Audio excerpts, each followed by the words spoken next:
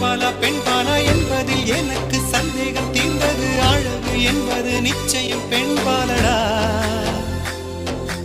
கவிதை என்பது மொழியின் வடிவம் என்றொரு கருத்தும் இன்று உடைந்தது. கவிதை என்பது கன்னி வடிவமடா. மின்னலை பிடித்து மேகத்தில் துடைத்து பெண் என்று படைத்து வீதியில் விட்டு